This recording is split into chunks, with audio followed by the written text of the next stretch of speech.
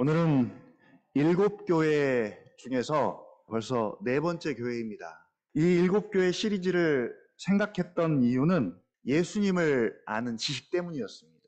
우리 주 곧 구주 예수 그리스도의 은혜와 그를 아는 지식에서 자라가라 라는 명령을 우리가 받았습니다. 그리고 모든 서신서가 결론적으로 이 명령을 우리에게 하고 있습니다. 자, 그러려면 그를 아는 지식이 반드시 필요한데 마침 7교회에 보낸 편지를 보니 예수님께서 예수님의 자신의 모습을 보여주세요. 나야, 나라고 지금 계속 교회들마다 예수님 자신의 모습을 보여주고 계십니다. 근데 보여주시는데 봐도 잘 모르겠다는 거죠. 이게 문제입니다. 선뜻 와닿지도 않고 어려워요. 그래서 머리를 쓰고 생각을 하고 공부를 해야 그나마 알 수 있는 거죠. 그도 그럴 것이 예수님이 자신을 보여주시기는 하는데 되게 상징적으로 보여주시고 은유적으로 보여주세요. 그래서 그냥 직관적으로는 알기가 어렵습니다. 우리는 지금 예수님을 어떻게 알기를 원하냐면 직관적으로 알기를 원해요. 요즘 우리가 뭔가를 이해하는 방식 가운데 가장 대중적이고 사람들이 선호하는 방식이 뭐냐면 직관적으로 뭔가를 아는 방식이에요. 아무 생각도 없고 사고 없이 그냥 한번 보면 한눈에 척 아는 거예요. 그러니까 수고할 게 별로 없어요. 딱 한 번만 봤는데 그냥 모든 것을 다 알아버렸습니다. 근데 이게 무슨 패션, 옷차림이나 외모나 혹은 뭐 음식이나 혹은 전체적인 이미지나 이런 것은 그럴 수도 있어요. 그리고 어떤 분야의 전문가들은 딱 몇 초만 듣고 보면 다 안 돼요. 다 견적이 나온대요. 근데 사람을 알고 인격을 아는 것에는 이런 방식을 사용하면 안 됩니다. 근데 우리가 너무나 그런 것에 익숙해지다 보니까 성경도 신앙을 그리고 예수님을 아는 것도 다 그렇게 하려고 하는 것이죠. 이게 나도 모르는 세속화예요. 세속. 시대 정신을 따라가는 방식입니다. 자, 이런 방식으로는 이 7교회를 이해할 수도 없고요. 특히나 예수님을 알기는 더더욱 불가능합니다. 그래서 계속 성경이 우리에게 경고합니다. 귀 있는 자는 성령이 교회들에게 하시는 말씀을 들어야 한다. 들을지어다. 자, 들을 귀가 있으신가요? 누가복음을 통해서도 계속 우리에게 경고하는 말씀이에요. 들을 귀가 있으신가요? 오늘도 들을 귀를 주셔서 들려지는 말씀 되기를 바라는 마음으로 두아디라 교회를 향해서 어떤 말씀을 하시는지 우리가 한번 들어보겠습니다. 먼저 두아디라 교회를 이해하기 전에 두아디라라는 도시를 먼저 알아야 합니다. 두아디라. 발음도 어려워요. 두아디라. 처음 듣습니까? 생소한가요? 사도행전을 열심히 읽거나 들은 분들은 기억을 하실 거예요. 퀴즈를 내겠습니다. 바울이 2차 전도 여행을 떠납니다. 그런데 바울은 소아시아에 있는 도시들을 방문할 계획을 갖습니다. 그런데 성령이 이걸 막아요. 그리고 밤에 환상을 봅니다. 그 환상 가운데 마게도니아 사람이 나와서 한 사람이 나타나서 와서 우리를 도우라고 요청합니다. 그리고 바울이 이 환상을 본 후에 마게도니아로 건너가서 제일 먼저 도착한 성, 마게도니아의 첫 성, 어딘가요? 기억하실까요? 어디죠? 빌립보입니다. 이 빌립보 하면 아주 유명한 여인이 나오죠? 빌립보 하면 빼놓을 수 없는 여인이 있습니다. 자주장사 루디아. 루디아가 자주장사인데 이 자주는 옷감을 말하죠. 옷감. 자주색 염료로 염색된 옷감 정도가 되겠습니다. 그러니까 비단장사, 자주장사 같은 비슷한 의미죠. 이 자주옷감이 어디서 나오냐면 바로 두아디라. 그래서 두아디라시의 자주장사 루디아라고 이렇게 성경은 루디아를 소개하고 있습니다. 이 두아디라는 부리와 염색 세공이 발달한 상업 도시고요. 무역 도시입니다. 그래서 경제적으로, 상업적으로 굉장히 큰 부를 누리는 도시고요. 또 하나는 로마의 군사 요충지입니다. 그래서 로마의 지배하에서 지속적인 평화를 누리는 도시 중에 하나가 바로 두아디라임. 근데 문제는 세공업이 발달하면서 상업적으로, 경제적으로 부와 번영을 누리는 것은 좋은데, 잘 사는 것은 좋은데, 이런 업종들의 특징이 있죠. 그냥 단독적으로 존재하지 않아요. 바로 협동조합 형태로 발달이 되었다는 것이죠. 이걸 다른 말로 말하면 길드라고 합니다. 길드. 이 길드는 상당히 조직적이고 집단적이어서 독자적으로는 생존이 불가능합니다. 그래서 만약 거부하거나 불참하게 되면 퇴출까지도 불사하게 되고요. 그래서 이 조직에 가입하지 않고는 경제 활동을 할 수 없는 구조가 바로 사회적인 구조입니다.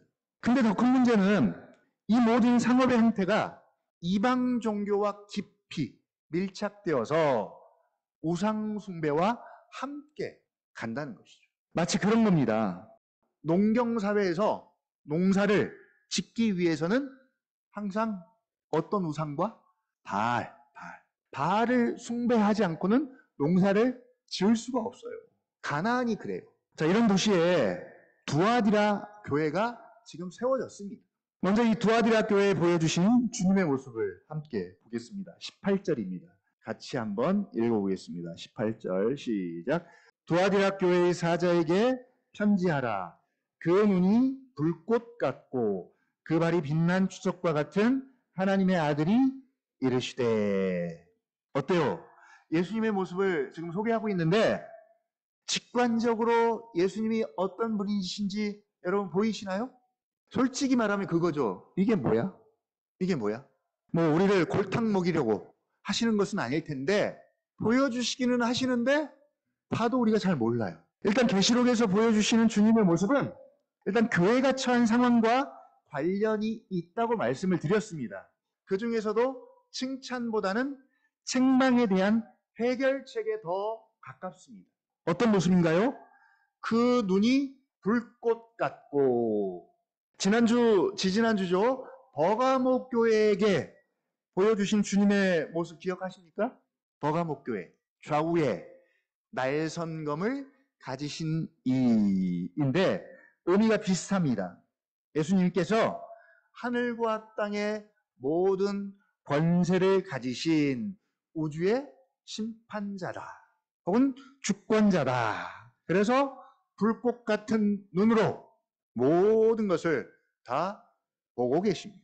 예수님이 이런 분이라면 모든 무릎을 예수의 이름 앞에 꿇어야 하고 모든 입으로 예수 그리스도를 주라고 시인해야 할 터인데, 그런데 예수님이 그런 분이신지를 모르는 거죠. 세상은 그렇다 쳐도 너희는, 교회인 너희만큼은 내가 지금 누구인지 알아라 라고 알려주고 계세요. 눈이 불꽃 같고 그 불꽃 같은 눈으로 지금도 우리의 모든 것을, 일거수일투족을, 일어나는 모든 일들을 다 지켜보시고 살피시고 계십니다. 아멘. 그리고 그 발이 빛난 주석과 같습니다. 빛난 주석 하면 역시 또 감이 안 오죠. 이 주석이라는 말은 헬라어도 어려워요. 칼콜리바논이라고 하는데 이게 백색이라는 단어와 혹은 광휘라는 단어의 합성어입니다. 두 가지 의미의 합성어인데 그냥 쉽게 말하면 그 예수님의 장엄함과 그 권능의 찬란함과 빛남을 한마디로 빛난 주석이라고 이렇게 묘사하고 있는 거죠. 우리가 이런 예수님의 모습을 어떻게 알겠어요? 어떻게 알겠습니까? 이렇게 알려주시는데도 감이 없는데 어떻게 알겠어요? 그래서 무슨 기도가 필요하다고요? 들을 귀를 주시도록 기도할 필요가 있는 거예요. 그리고 누가복음을 통해서도 계속 강조하죠. 어떻게 들을까 스스로 삼가라라고 계속 예수님께서 경고하고 계시는 거예요. 왜냐하면 비유로 말씀하시는 거예요. 비유로 말씀하시니까 그냥은 직관적으로는 알 방법이 없어요. 계시록도 마찬가지입니다. 상징적으로 계속 말씀하시니까 알기가 어렵습니다. 그래서 들을 귀를 강조합니다. 자, 그 다음 그 눈이 불꽃 같고 그 발이 빛난 주석과 같은 하나님의 아들이래요. 왜 갑자기 하나님의 아들이란 표현을 썼을까요? 당시 두아디라시를 대표하는 수호신이 있어요. 수호신.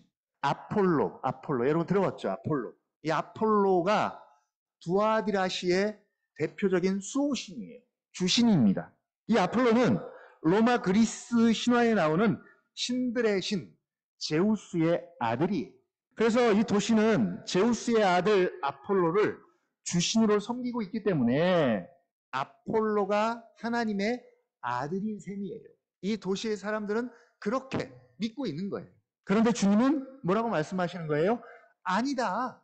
하나님의 참 아들은 아폴로가 아니라 나 예수다. 예수가 참 하나님의 아들로서 영광스럽고 찬란한 이 우주의 심판자고 주권자다 라고 말씀하시는 것이죠. 그래서 그 눈이 불꽃 같고 그 발이 빛난 주석과 같은 하나님의 아들이라고 자신을 이렇게 지금 소개하고 있습니다. 자, 이렇게 보면 마치 예수님이 교회들마다 지금 돌아다니면서 뭐 하고 계시는 거예요? 자기 소개를 지금 열심히 하고 계시는 것 같아요. 예수님께서 교회들마다 지금 자기 소개를 하고 있습니다. 열심히 자신을 소개해 주고 계시죠. 소개를 받은 우리는 어떻게 해야 합니까? 귀를 기울여서 다른 것을 들을 때보다 배나 더 집중하고 신경을 써서 들어야 됩니다. 그리고 듣기만 하는 것이 아니라 알아야 합니다. 지금 알기 위해서 하는 거잖아요. 알아야 합니다. 이 알미 결국은 우리에게 구원이고 생명이고 성장이고 관계고 믿음입니다. 자, 이런 주님이 두아디라 교회를 아시고 칭찬하시죠. 19절입니다. 19절 한번 같이 읽어보겠습니다. 시작. 내가 내 사업과 사랑과 믿음과 섬김과 인내를 아노니 내 나중 행위가 처음 것보다 많도다.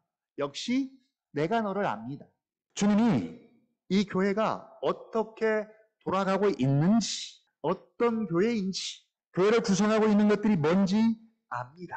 내 사업과, 여기서 사업은 무슨 프로그램이나 행사라기보다는 이 교회가 중요하게 여기고 지향하는 일들이 되겠죠. 뭘 중요하게 여기는지. 행위들입니다. 그리고 사랑과 믿음과 섬김과 인내가 있어요. 근데 더 고무적인 것은 처음 것보다 나중 행위가 더 많대요. 무슨 말입니까? 교회가 자라가고 성장하고 더 무르익어 가고 더 단단해져 가고 있다는 것이죠. 에베소 교회와는 정반대죠. 에베소 교회는 처음 행위를 버렸어요. 근데 이 교회는 처음에 가졌던 행위들이 훨씬 더 지금 많아지고 있습니다. 그리고 교회가 갖추어야 할 덕목들을 다 갖췄어요. 바울이 교회를 위해서 생각하고 기도할 때마다 감사가 먼저 나온 교회가 있죠. 이 교회를 생각할 때마다, 기억할 때마다 제일 먼저 원망과 걱정과 근심이 아니라 제일 먼저 막 감사가 나왔어요. 그 교회를 생각할 때마다. 어떤 교회입니까? 데살로니가 교회. 뭘로 유명합니까? 믿음의 역사와 사랑의 수고와 소망의 인내를 이루는 교회입니다. 그 교회를 생각하니까 바울은 이것 때문에 감사하지 않을 수가 없어요. 믿음, 소망, 사랑 다 있어요. 이 세 개면 되잖아요. 믿음, 소망, 사랑이면 답니다, 그게. 근데 그냥 명목상 믿음, 소망, 사랑이 아니라 뭐예요? 살아있는 믿음, 역사하는 믿음, 죽은 믿음이 아니라 막 지금도 살아있는 믿음, 역사하는 믿음이에요. 또 사랑이 있는데 말로만 사랑합니다가 아니라 뭐예요? 사랑에 수고가 있어요. 사랑에 수고가 있고요. 소망 가운데 인내가 뭔지를 아는 그런 교회입니다. 그래서 바울은 그들을 생각할 때마다 감사가 먼저, 거기다가 예수님과 자신들을 본받는 교회가 되었대요. 뿐만 아니라 이제는 마게도냐와 아가야의 지방에 있는 모든 성도들에게 믿음의 본이 됐대요. 본이 되는 교회입니다. 바로 두아디라가 지금 이런 교회예요. 이런 교회입니다. 믿음과 사랑과 소망이라는 단어는 없어요. 단어는 없지만 인내가 소망을 대신합니다. 왜냐하면 인내는 소망이 없으면 불가능해요. 그래서 인내는 항상 소망과 한 짝입니다. 거기다가 뭐도 더 있어요? 섬김. 거기다가 나중 행위가 처음 것보다 많대요. 바로 칭찬받을 만한 그런 교회입니다. 근데 이상하게 칭찬은 한 줄로 마감하고 곧바로 책망으로 넘어가 버렸어요. 다른 교회에 비해서 칭찬은 짧고 책망은 길어요. 좀 이상해요.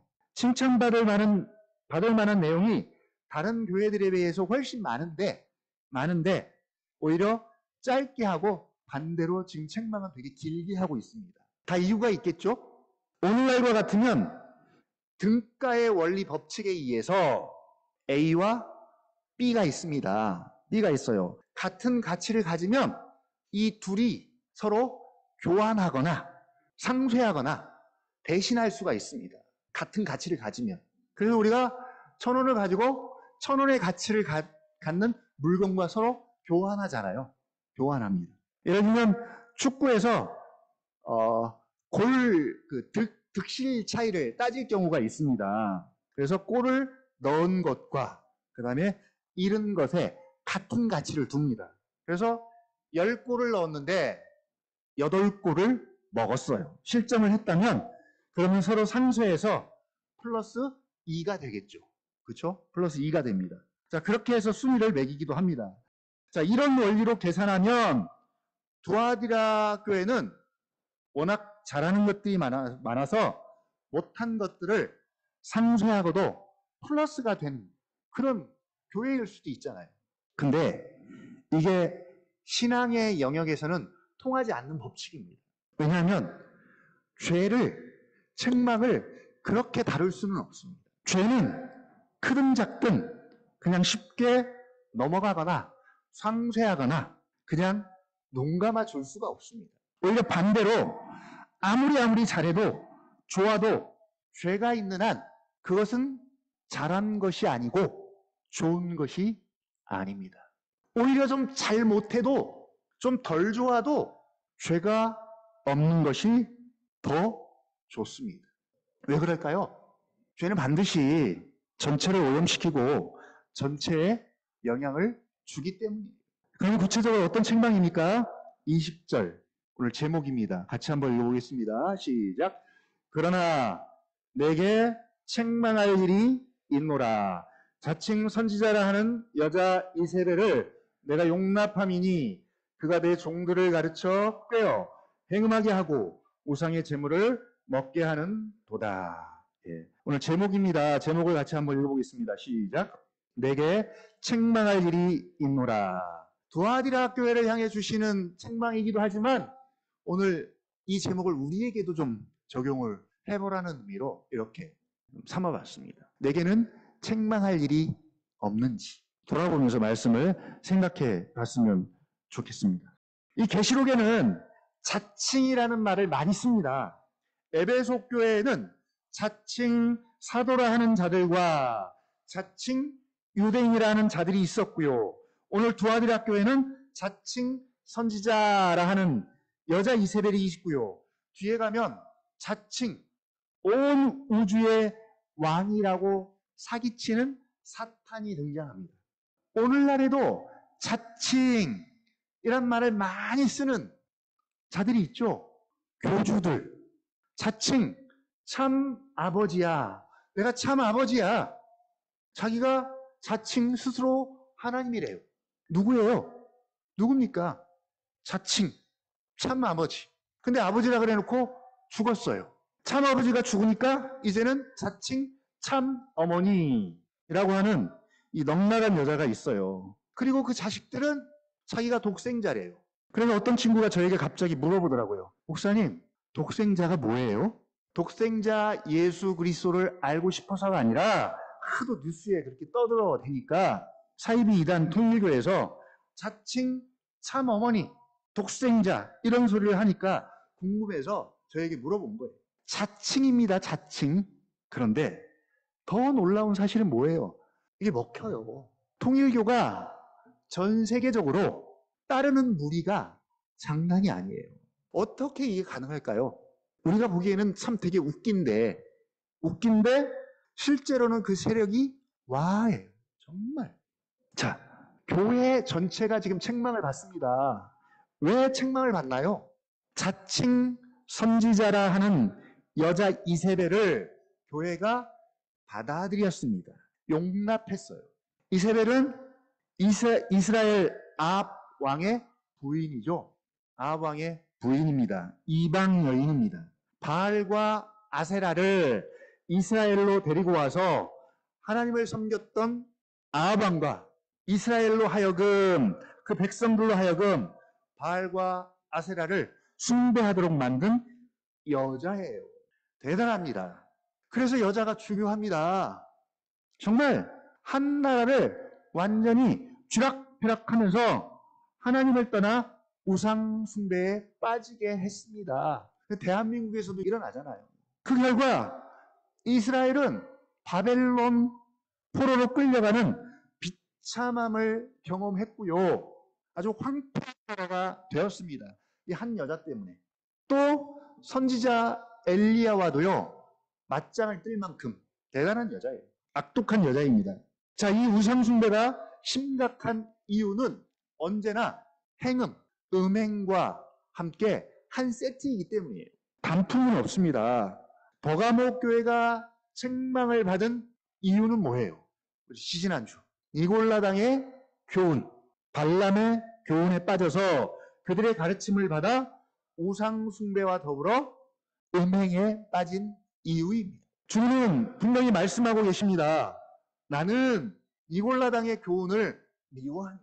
발람의 교훈도 미워하고 이세벨에 대해서는 어떻게 하십니까? 이세벨에 대해서는 주님이 어떤 태도를 취하십니까? 이 두아디라 교회의 이세벨은 일단 이 여자는 가르침만으로 존재하는 전설 속의 인물이 아니라 지금 당장 두아디라 교회에 실존하는 인물입니다. 출석하고 있는 인물이에요. 지금 현장에 있어요. 교회 안에 한 여자가 있습니다. 근데 이 여자가 어디서 은혜를 받고 왔는지 자칭 선지자래요. 선지자라는 의미는 하나님의 말씀을 받았다는 의미예요.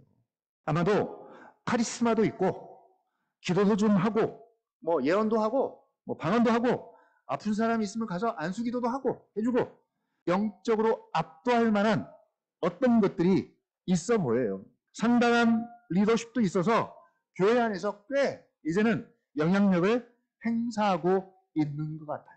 이쯤 되면 제 경험상 어지간하면 다 넘어가더라고요. 다 넘어갑니다. 그런데 이 여자가 하는 짓이 뭐와 같다? 결론적으로 구약의 이세벨과 비슷해서 그냥 이름을 이세벨이라고 불렀어요. 진짜 이름은 잘 몰라요.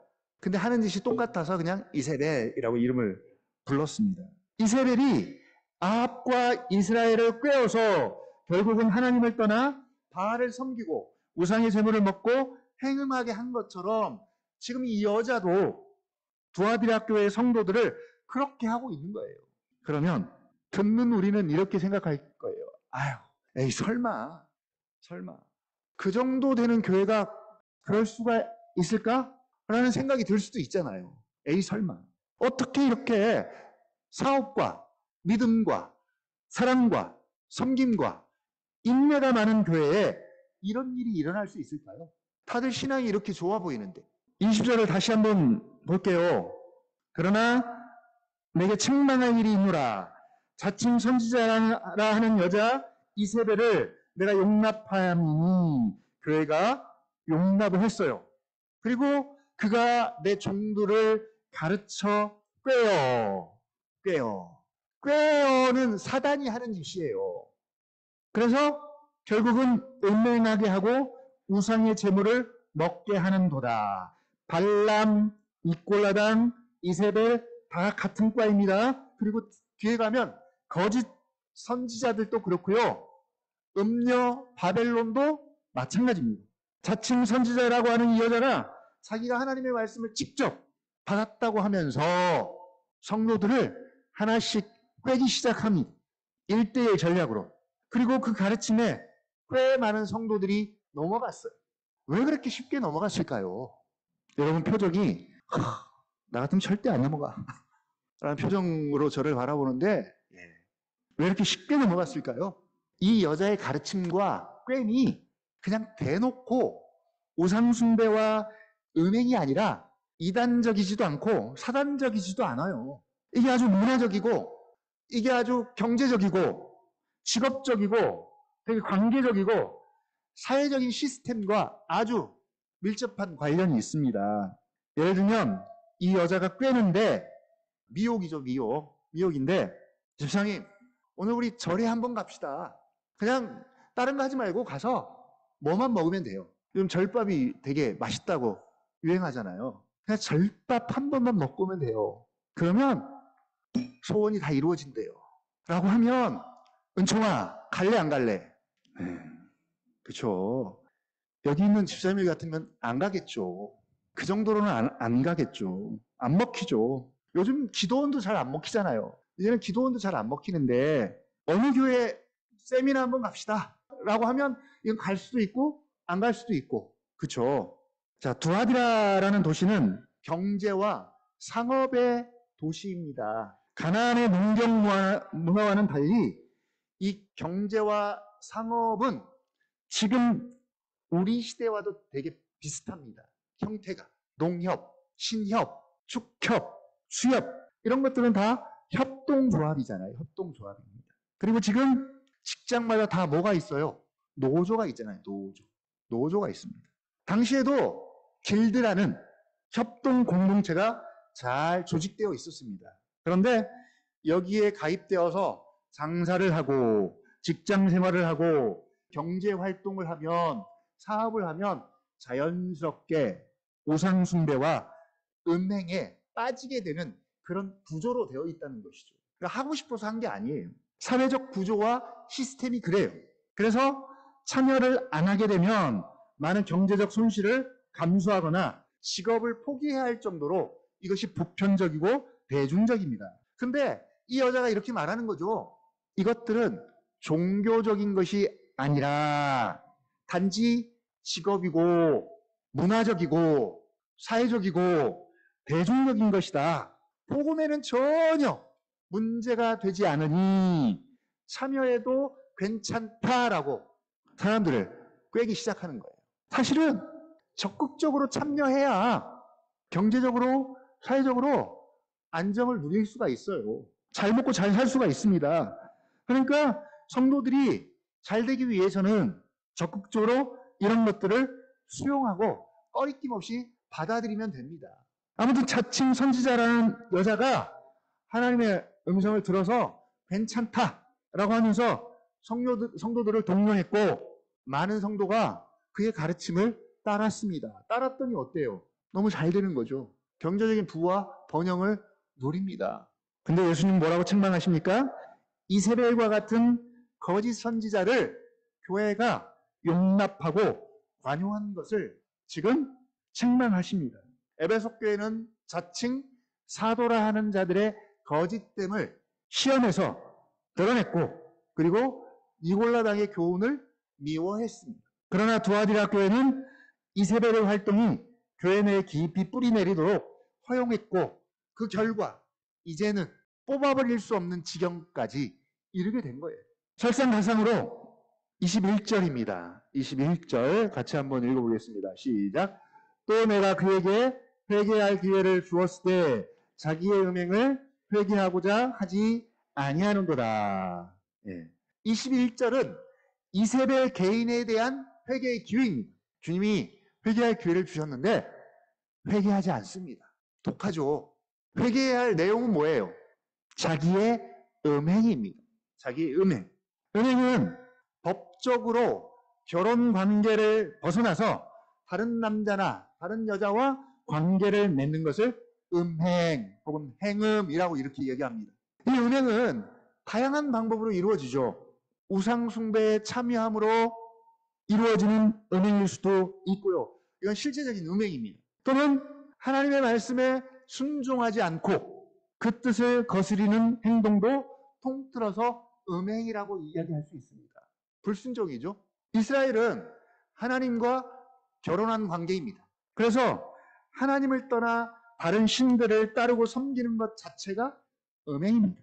그리스도인은, 교회는 예수님과 결혼한 관계입니다.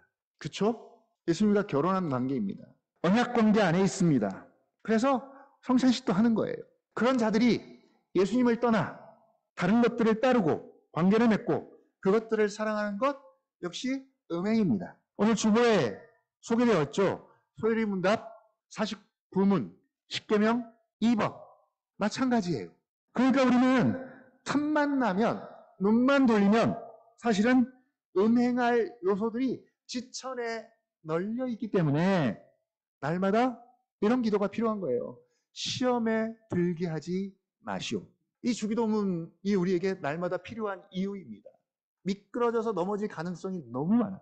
자, 회개할 기회를 주었는데도 회개하지 않는 그에게 22절 같이 한번 읽어보겠습니다. 시작.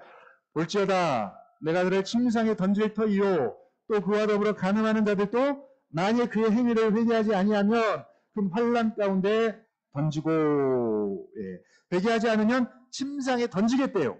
침상은 질병에 대한 은유적 표현입니다. 그러니까 한마디로 질병으로 죽게 하겠다. 하나님의 심판입니다.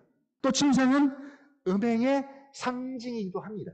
그러니까 음행을 저지른 이세벨을 침상을 통해 고통을 당하게 하시겠다라는 그런 상징적 표현이기도 합니다. 자, 두 번째 심판의 대상이 있습니다. 22절 그와 더불어 가늠한 자들 누굴까요? 그의 가르침을 따르는 자들. 그들은 큰 환난 가운데 던지겠대요. 이세벨은 침상에 던지고 그를 따르는 자들은 큰 환난 가운데 던지겠다. 그러나 이들에게는 회개할 기회가 주어집니다. 그 말은 아직은 기회가 있을 만큼 깊이 빠진 자들은 아닙니다. 아직은 기회가 있습니다. 23절 또 내가 사망으로 그의 자녀를 죽이리니 세 번째 심판의 대상입니다. 그의 자녀들 누구일까요? 그의 가르침에 깊이 빠져서 추종하는 자들, 따르는 세력들. 우리를 뭐라고 표현해요? 우리는 누구입니까? 주님의 자녀들 아닙니까? 우리 주님의 자녀들이죠. 마찬가지로 그들을 그의 자녀라고 표현한 것은 그들이 얼마나 깊이 빠져 있는지를 알 수가 있는 거예요. 이들은 두 번째와 달리 회개할 기회가 언급되지 않고요. 다만 사망으로 죽일 것이다. 자, 그리고 23절 아주 유명한 구절이 나옵니다. 유명한 구절 23절 시작. 또 내가 사망으로 그의 자녀를 죽이리니 모든 교회가 나는 사람의 뜻과 마음을 살피는 자인 줄 알지라. 내가 너희 각 사람의 행위대로 갚아 주리라. 두아디라 교회뿐 아니라 모든 교회는 알아라. 알아야 한다. 나는 누구라고요? 사람의 뜻과 마음을 살피는 자인 줄 알지라. 불꽃 같은 눈으로 사람의 뜻과 마음과 생각까지도 살펴서 안다. 그리고 너희 각 사람의 행위대로 갚아주리라. 어때요? 이 말씀이 마음에 와 닿으시나요? 억울할 때는 우리가 종종 이렇게 쓰잖아요. 하나님께서 다 아시고 갚아주실 거야. 불리할 때는 기억도 안 하고. 그쵸? 근데 우리가 이 말씀을 사용할 때는 좀 조심해야 합니다. 왜냐하면 우리는 항상 앞뒤 다 빼버리고 내가 취하고 싶은 말씀 한 구절만 딱 골라 쓰는데 그냥 내가 너희 각 사람의 행위대로 갚아주리라는 말씀을 아무데나 사용해버리면 마치 이런 꼴이 되는 거죠. 행위에 따라 벌을 많이 주고 덜 주고 하는 인과응보 혹은 권선징악이 되어버립니다. 여기에는 뭐가 없어요? 은혜가 없어요. 은혜가. 인과응보, 권선징악, 이건 은혜도 필요 없고 믿음도 필요 없고 그냥 행위만 있을 뿐이에요. 행위에 따라서 잘 살면 상 주고 못하면 벌 주고 일반 종교들이 그런 거잖아요. 지금 이 말씀은 두아디라 교회가 이세벨의 가르침을 용납한 것에 대한 책망 가운데서 그리고 이세벨과 그의 추종자들에 대한 심판 가운데서 나온 말씀이에요. 그러니까 그들의 행위에 따라서 벌을 주고 안 주고가 아니라 그들의 책망에 대해서 회개하느냐 혹은 회개하지 않느냐에 대해서 정확하게 심판하시겠다는 그런 의미입니다.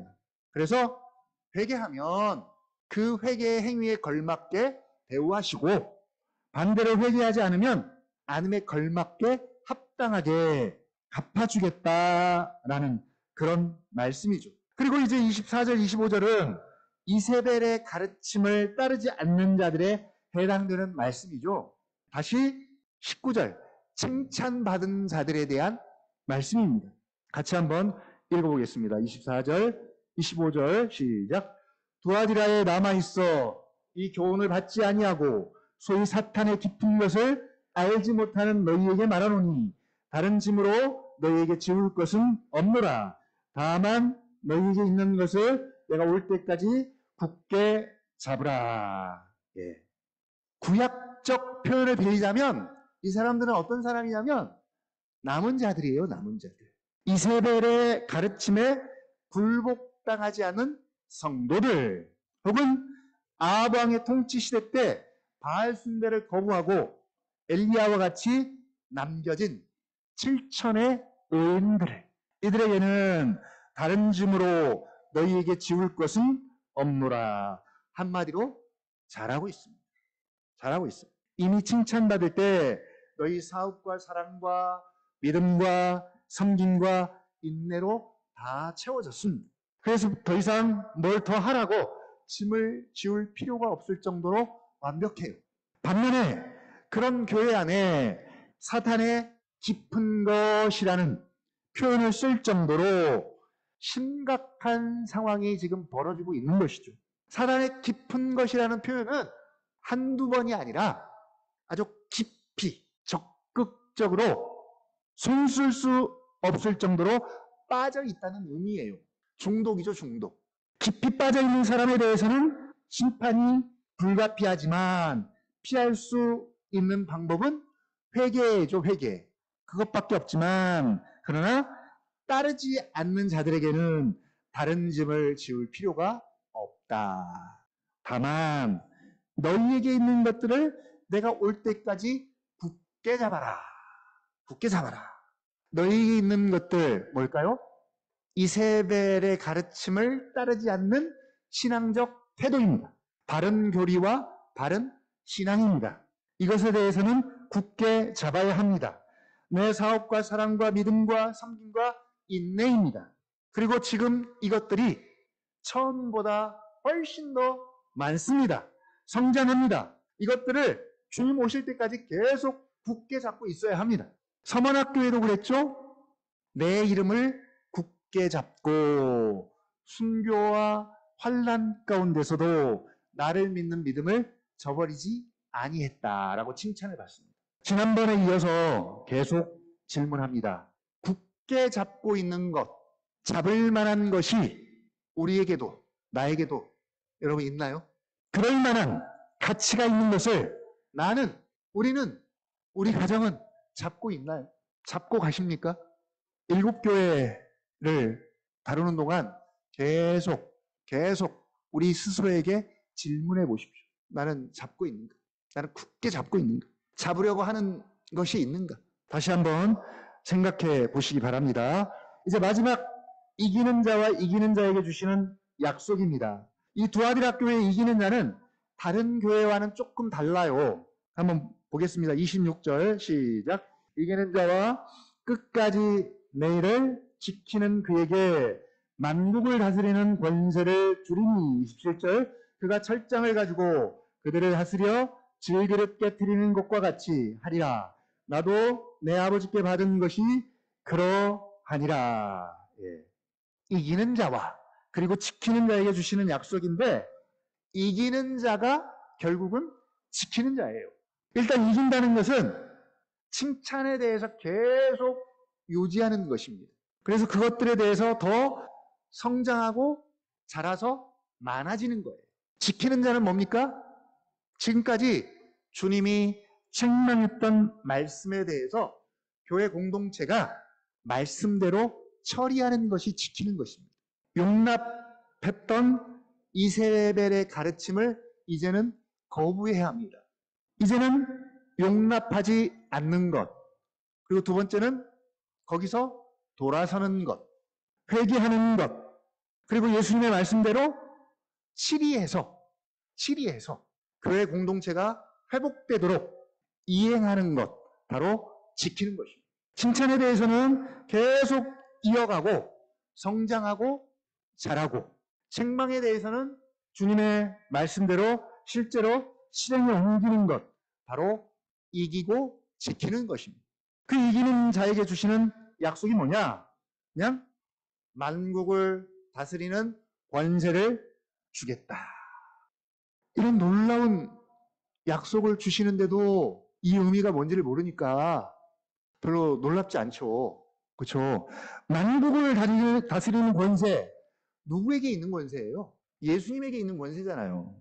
예수님에게 있는 권세입니다. 예수님께서 지금 온 우주의 심판자고 주권자입니다. 만국을 다스리고 계세요. 그런데 이 권세에 우리를 함께 동참시키겠다는 약속입니다. 그러니까 이 권세를 우리에게 주신다는 약속이잖아요. 다락방 교회 여러분 아세요? 혹시? 다락방도 그렇고 이초석 계열도 그렇고 이들이 주장하는 것 중에 하나가 뭐냐면 천사동원권이에요. 천사동원권.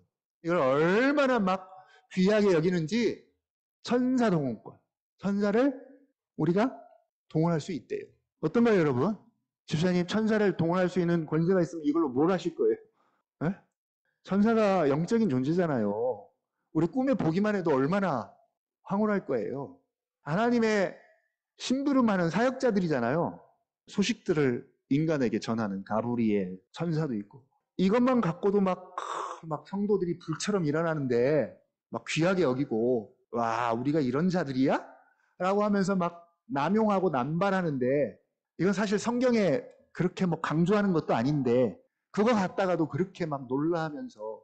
그런데 만국을 다스리는 권세를 주겠다고 해도 일반 교회는 뭐 콧방귀도 안 끼고 이런 놀라운 권세를 우리에게 주시겠다고 지금 약속하세요. 약속하십니다. 거기다가 또 28절, 내가 또 그에게 새벽별을 주리라. 새벽별을 주리라. 새벽별은 예수님의 영원한 메시아적 통치를 상징합니다. 쉽게 말하면 그냥 영원히 빛날 것이다. 이기는 자는 영원히 예수님의 메시아적 직분과 통치에 함께 참여하게 될 것이며 만국을 다스리는 권세와 새벽별의 주인공이 될 것이다. 아멘. 오늘 이 말씀이 먼저는 잘 들려져야 합니다. 들려져야 돼요. 우리 마음에 잘 들려져서 잘 뿌려져야 합니다. 근데 뿌려지기가 쉽지 않다는 것을 씨 뿌리는 비유를 통해서 아마 분명히 들었을 거예요. 마귀가 다 뺏어갑니다. 잘 들려져서 좋은 밭에 뿌려진 씨앗처럼 30배, 60배, 100배의 결실을 맺는 그런 말씀이 되기를 주님의 이름으로 축복합니다.